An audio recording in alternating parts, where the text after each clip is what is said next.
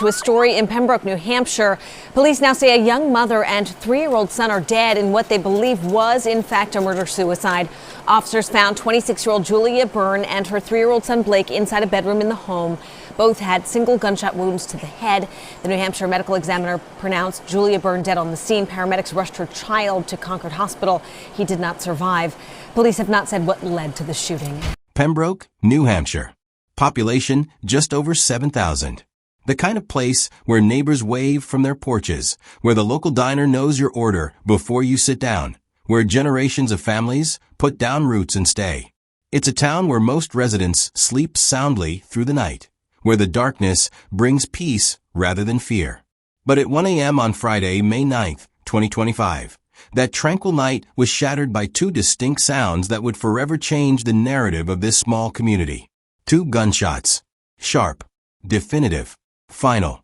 Inside the modest home at 336 Pembroke Hill Road, a tragedy was unfolding that would leave a community searching for answers.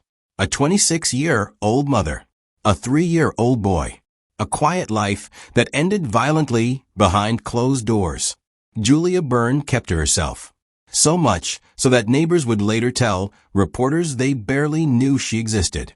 Her son Blake, just 3 years old, was rarely seen playing outside. Their home, though physically present in the community, might as well have been invisible. "I don't know who lived there, and I don't think I ever saw them come out of the house," said Ryan Demers, who had lived nearby for 2 years. "As far as I knew, they pretty much kept to themselves." What happens when someone disappears into isolation, even while living among others? What invisible battles rage behind drawn curtains and locked doors? What desperate thoughts consume a young mother in the darkest hours of night? The 911 call came from inside the house. Someone else was there. Someone who heard the shots. Someone who discovered what no person should ever have to see. By morning, as news spread through Pembroke, parents rushed to local schools to collect their children. Officials attempted to reassure the public there was no ongoing threat.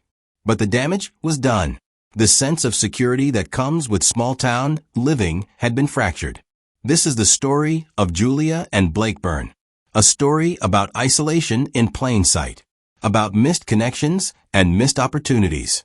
About what happens when someone slips through the cracks of community. Have you ever wondered what secrets lie behind closed doors in your neighborhood? What struggles your neighbors might be facing in silence? As this story unfolds, consider the people in your own community who might be suffering alone, just out of view. Welcome to Dark Trace Crime Stories, where we examine the cases that leave behind more questions than answers. If you enjoy deep, thought-provoking crime stories, be sure to like, share, and subscribe so you never miss an update. In 2018, Julia Byrne made a decision that would become one of the few documented chapters of her life. She enlisted in the United States Army. This single fact stands out in stark relief against the otherwise shadowy backdrop of her personal history. What motivated her enlistment? Was it patriotism, financial necessity, a desire for structure, or perhaps an escape from something else entirely? These questions remain unanswered. Military service typically leaves a clear trail: training locations, assignments, deployments, discharge papers. Yet public records reveal almost nothing about Julia's time in uniform. Did she complete basic training? Was she still actively serving at the time of her death? The silence surrounding these details only deepens the mystery of who Julia Byrne really was. The military demands conformity, community, and constant human interaction. Soldiers eat together, train together, and live in close quarters. They follow strict schedules and operate within clearly defined hierarchies. Every day is accounted for. Every person has a place and purpose within the larger organization. Yet the Julia Byrne who lived on Pembroke Hill Road seemed to exist in complete opposition to this structured military world. Neighbors described a woman who had somehow achieved near invisibility in a small town where most residents knew each other by name. "I've been here 2 years," Ryan Demers told reporters after the tragedy, "and I couldn't pick her out of a lineup. That house might as well have been empty for all we saw of them." By 2025, Julia was 26 years old and the mother of a 3-year-old son, Blake. The timeline suggests she either became pregnant shortly after her military enlistment or perhaps during her service. The identity of Blake's father remains unknown in public records, and no partner or spouse was mentioned in any of the reports following their deaths. The household at 336 Pembroke Hill Road was not entirely isolated, however. Police reports confirmed that at least one other person lived in the home, the individual who placed the 911 call after hearing the gunshots. This person's identity and relationship to Julia and Blake has been carefully guarded by authorities, creating another blank space in an already incomplete picture. What was daily life like for Julia and Blake? Did she work outside the home? Did Blake attend daycare? Did they have friends or family who visited? The answers to these basic questions remain elusive. In Pembroke, a rural New Hampshire town where community ties typically run deep, the Byrne household stood out precisely because it didn't stand out at all. They existed on the periphery of local social life, present, but somehow separate from the community around them. This isolation becomes all the more striking when contrasted with Julia's military background. The transition from military service to civilian life can be challenging under the best circumstances. Studies show that veterans often struggle with this adjustment, missing the camaraderie and purpose that military service provides. For some, the shift from a highly structured environment to the relative freedom of civilian life can be disorienting. Was Julia experiencing this disconnect? Had she found community elsewhere, perhaps online or in neighboring towns? Or had she deliberately withdrawn from social connection? The contrast between the disciplined, communal nature of military life and the profound isolation of Julia's existence in Pembroke raises questions that would soon become central to understanding the tragedy that unfolded in that upstairs bedroom on May 9th, 2025.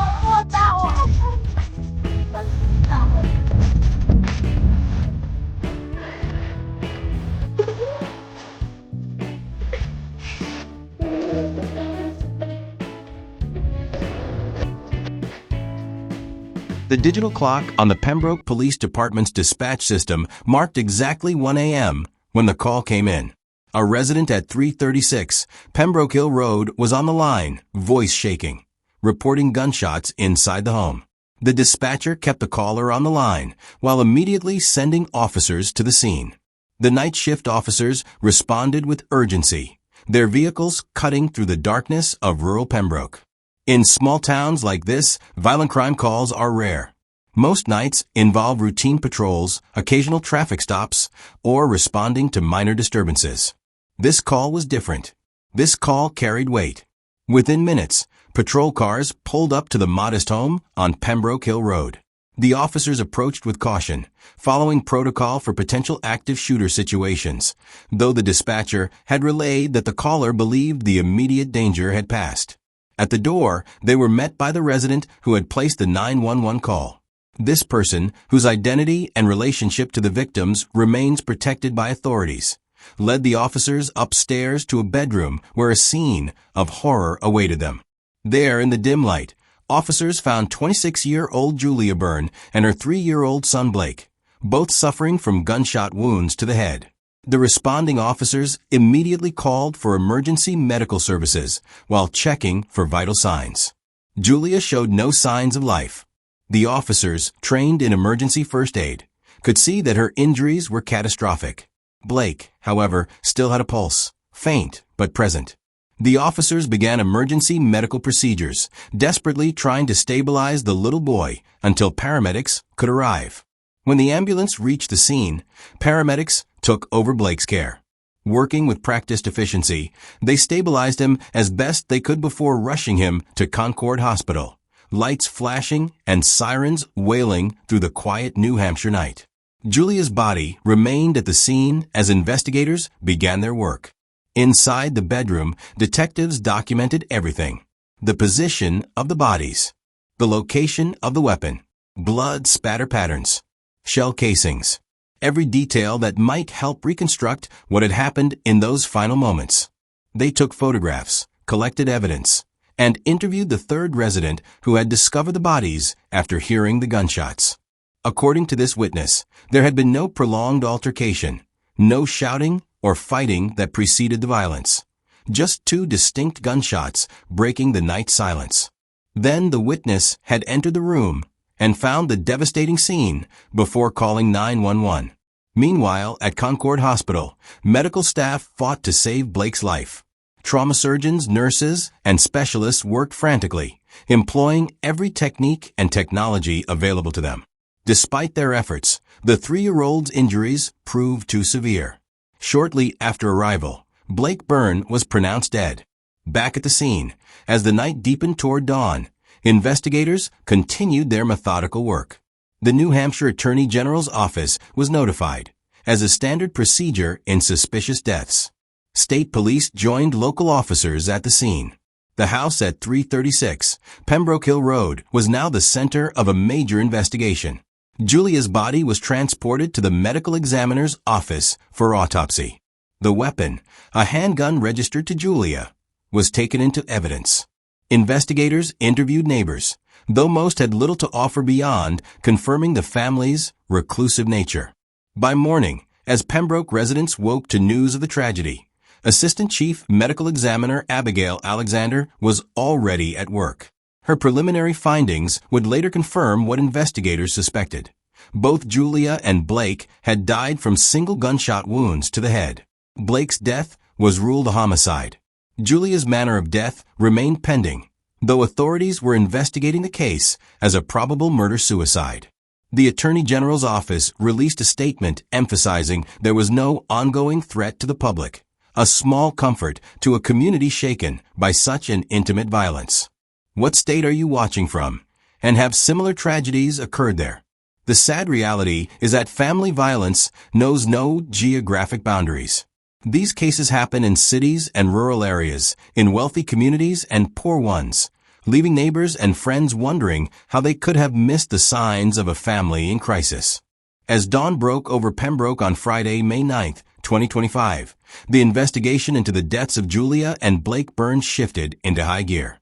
The New Hampshire Attorney General's office took the lead, working closely with state police and local law enforcement to piece together the events of the previous night.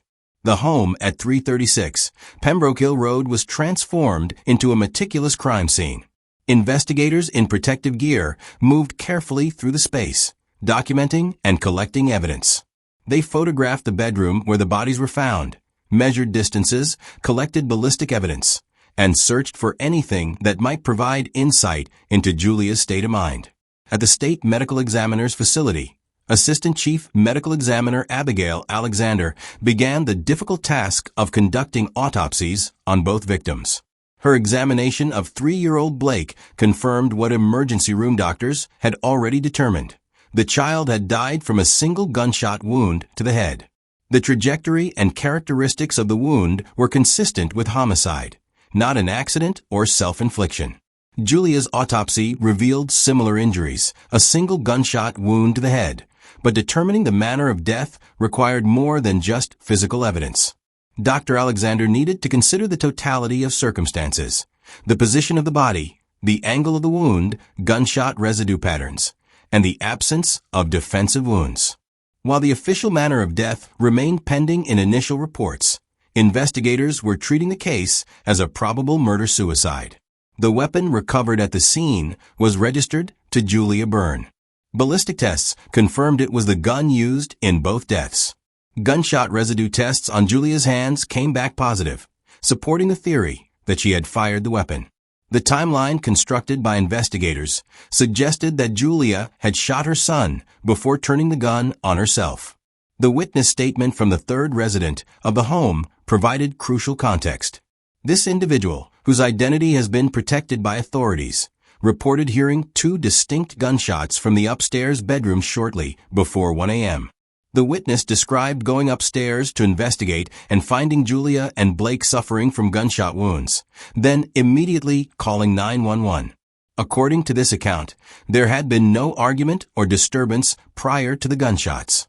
No raised voices, no sounds of struggle, just the ordinary quiet of a house at night, then 2 sudden, devastating shots. Investigators conducted extensive interviews with this witness, trying to understand the household dynamics and Julia's mental state in the days and hours leading up to the tragedy.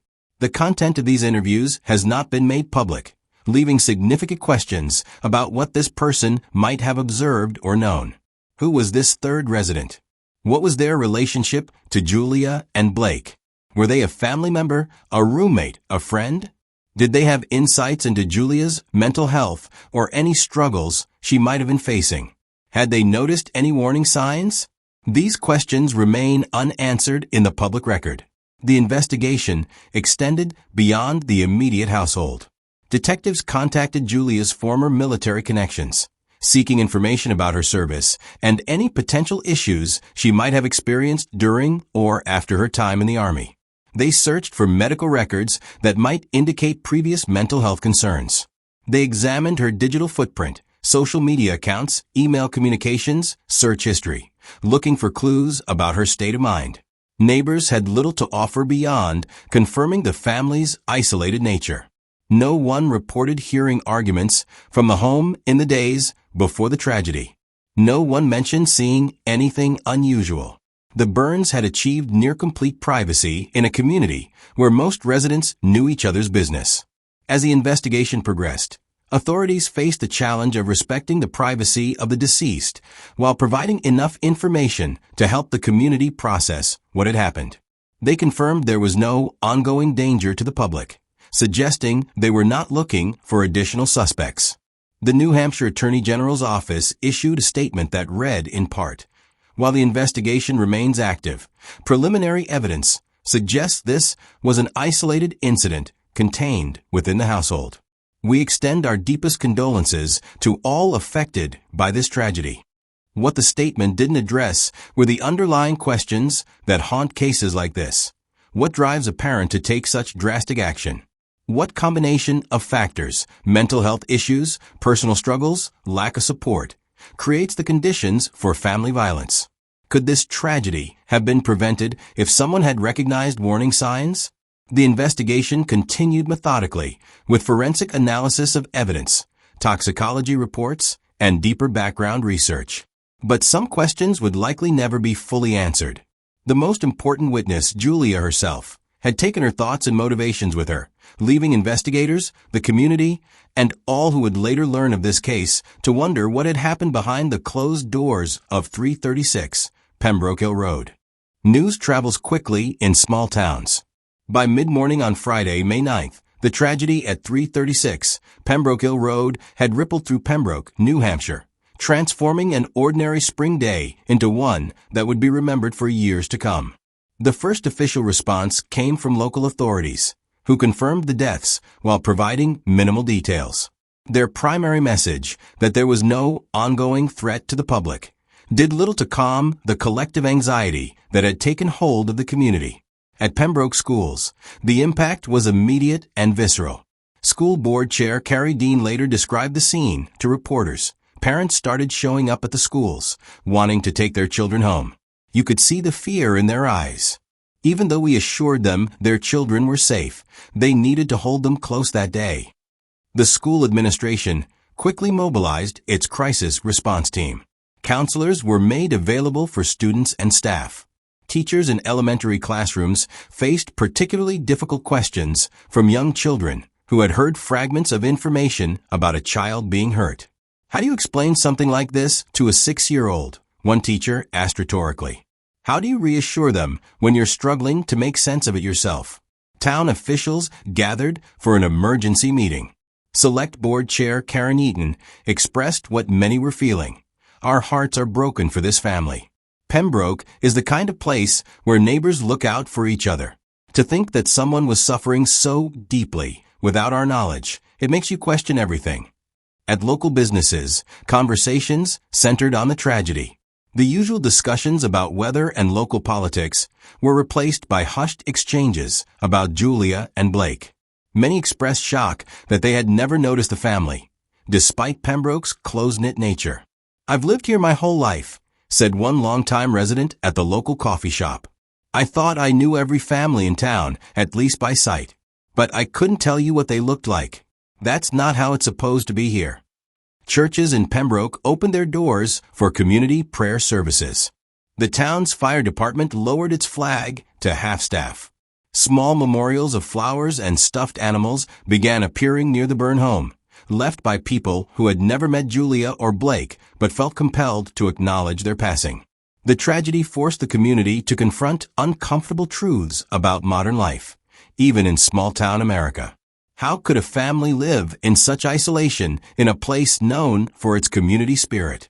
What responsibilities do neighbors have to each other? How had a young mother and her child slipped through the social fabric that was supposed to support them? "These things don't happen here," became a common refrain, a statement that was both factually accurate, given Pembroke's low crime rate, and a reflection of the community's shattered sense of security. For many residents, the tragedy prompted reflection on their own neighbors. Who else might be struggling silently? What other families might be living on the edges of community life, unknown and unseen? In the days that followed, Pembroke began the difficult process of healing. Community leaders organized a vigil for Julia and Blake. Residents who had never met them came together to mourn their loss and to reaffirm their commitment to being a community where no one would feel so alone again. Julia Byrne's 2018 enlistment in the U.S. Army stands as one of the few documented chapters of her life, a potential key to understanding the tragedy that unfolded 7 years later. While details about her military service remain limited in the public record, her status as a veteran adds an important dimension to this case. The transition from military to civilian life represents one of the most significant challenges many veterans face. The structured environment of military service, with its clear chain of command, defined purpose, and built-in community, gives way to the relative chaos of civilian existence, where individuals must recreate structure and find new sources of meaning and belonging. For some veterans, this transition occurs smoothly. For others, it becomes a period of profound difficulty. Department of Veterans Affairs data shows that the first 3 years after separation from service represent a particularly vulnerable time. During this period, veterans experience higher rates of unemployment, homelessness, substance abuse, and mental health challenges compared to their civilian counterparts. Female veterans face unique challenges. Women who serve often report feeling invisible in civilian life, their veteran status frequently overlooked or questioned. Many struggle to find communities that understand their experiences. For those who become mothers after service, the isolation can be compounded by the demands of childcare and the difficulty of connecting with other parents who share their background. Did Julia experience these challenges? Did she maintain connections with other veterans after leaving the service? Did she seek support from veterans organizations? The public record offers no answers to these questions, but they remain critical to understanding her story. The timing of Blake's birth, approximately 4 years before the tragedy, suggests Julia either became pregnant during her military service or shortly after. This timeline raises questions about her support system during pregnancy and early motherhood. The Department of Defense and Veterans Affairs have increasingly recognized the importance of maternal health services for female service members and veterans, but gaps in care persist. Research has consistently shown elevated rates of mental health conditions among veterans compared to the general population. Post-traumatic stress disorder, PTSD, depression, and anxiety affect significant percentages of those who have served. Female veterans, in particular, show higher rates of depression than their male counterparts. These statistics become even more concerning when considering parental mental health. Studies indicate that maternal depression and other mental health conditions can significantly impact parent-child relationships and family functioning. Without adequate support, these challenges can escalate. The Veterans Health Administration provides comprehensive mental health services, but many veterans never access these resources. Barriers include stigma surrounding mental health treatment, lack of awareness about available services, geographical distance from VA facilities, and concerns about how seeking help might affect future employment opportunities.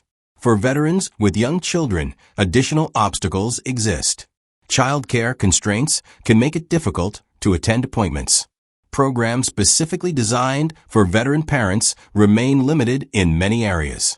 The intersection of veteran status and parenthood creates unique needs that traditional support systems may not adequately address. Would Julia have benefited from specialized support for veteran mothers? Would connections to other female veterans have reduced her apparent isolation? Would mental health services tailored to her dual identity as veteran and mother have made a difference? These questions highlight the gaps that can exist between available services and the individuals who need them most. Julia's military service represents both a potential source of her struggles and a missed opportunity for intervention. The systems designed to support veterans can only help those they reach. For Julia and Blake Byrne, whatever support might have been available came too late, leaving their community to wonder what might have been different if the connections between military service, mental health, and parenthood had been more effectively addressed.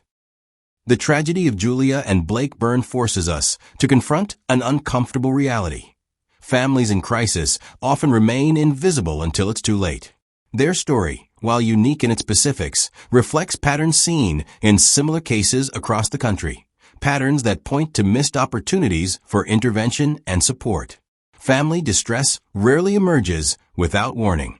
Research on family violence and murder-suicide cases reveals that these acts typically follow a period of escalating crisis. The challenge lies in recognizing these warning signs when families have withdrawn from community life. Isolation stands as perhaps the most significant red flag in the Byrne case. Neighbors consistently noted that Julia and Blake were rarely seen outside their home.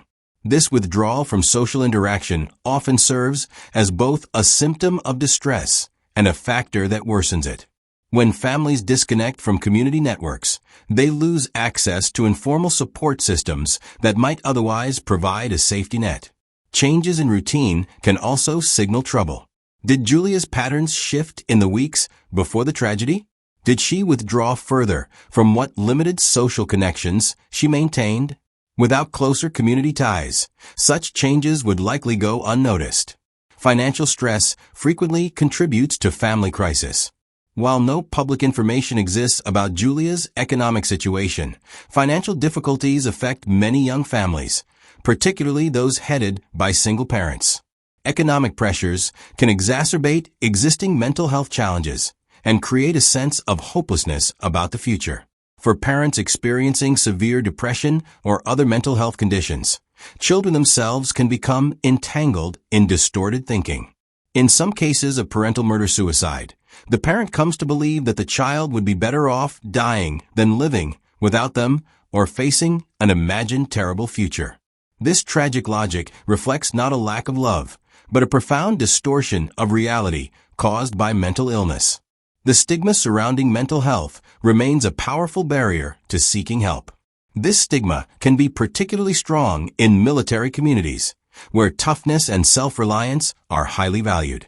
For veterans like Julia, acknowledging psychological struggles may feel like admitting weakness or failure. This stigma intersects with the challenges of parenthood in complex ways. Parents often fear that admitting to mental health struggles could lead to losing custody of their children. This fear can prevent them from seeking the very help that might preserve their family. What resources might have helped Julia and Blake? What systems could have connected them to support before crisis became tragedy? Early identification programs train community members, from teachers and healthcare providers to postal workers and utility company employees, to recognize signs of distress and connect families to appropriate services. These programs acknowledge that families in crisis may not seek help directly, but might be visible to various community touchpoints. Maternal mental health initiatives specifically address the psychological challenges of motherhood.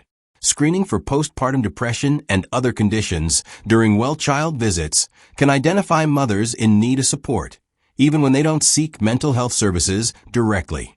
Veteran support programs increasingly recognize the need for family-centered approaches. Organizations that connect veteran parents with peers who understand both military experience and parenting challenges can reduce isolation and provide models for healthy family functioning. Crisis hotlines offer immediate support for those in acute distress. The National Suicide Prevention Lifeline 988 and the crisis text line. Text HOME to 741741. Provide 24/7 access to trained counselors who can de-escalate crisis situations and connect callers to local resources. For parents specifically, the National Parent Helpline 1-855-427-2736 offers emotional support and guidance. The National Maternal Mental Health Hotline 1-833-TLC Mama specializes in supporting mothers experiencing mental health challenges.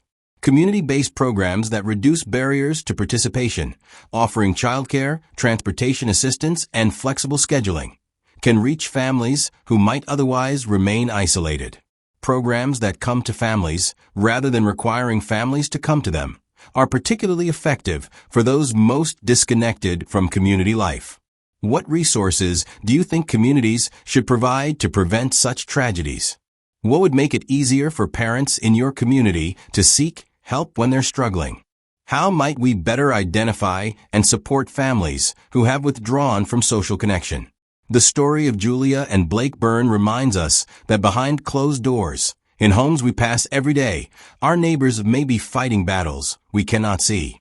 It challenges us to create communities where seeking help is normalized, where isolation is recognized as a danger sign, and where no family falls through the cracks of our collective responsibility to one another.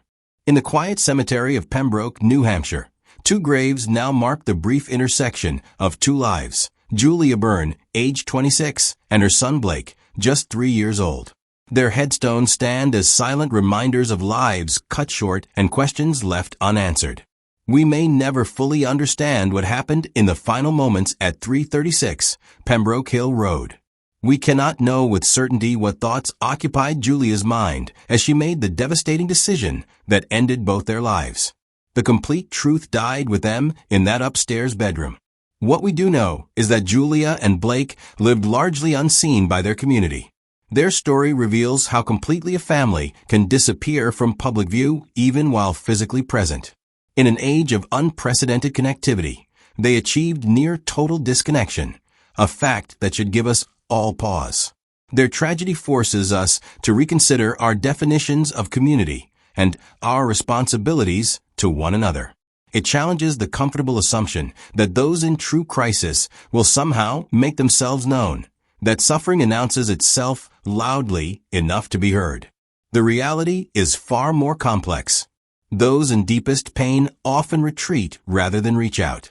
The most vulnerable families may be the hardest to see. The most serious warning signs may be visible only in absence: the neighbor never encountered, the child never heard playing, the curtains always drawn. Creating communities where such tragedies are less likely requires more than passive goodwill. It demands active engagement, checking on isolated neighbors, supporting accessible mental health services, reducing stigma around asking for help, and building systems that reach those who don't seek support on their own. It requires acknowledging that parenthood, while often joyful, can also be profoundly challenging. It means recognizing that military service, while honorable, can leave invisible wounds that affect veterans long after they return to civilian life. Most importantly, it means understanding that none of us exists in isolation. Our lives touch others in ways we may never fully comprehend. Our well-being is interconnected, our struggles shared even when they appear to be faced alone. The story of Julia and Blake Byrne is not just a tragedy to be mourned, but a call to action, to see more clearly, to reach out more consistently, to build communities where no one remains invisible for long. If you found value in this exploration of a difficult but important topic, please consider subscribing to Dark Trace Crime Stories. Each week, we examine cases that challenge our understanding of human behavior and society's response. By subscribing, you'll help support our continued efforts to bring thoughtful analysis to complex stories that deserve more than sensationalism. Thank you for joining us in remembering Julia and Blake Byrne, not just for how they died, but for what their lives and deaths can teach us about creating a more connected, compassionate world.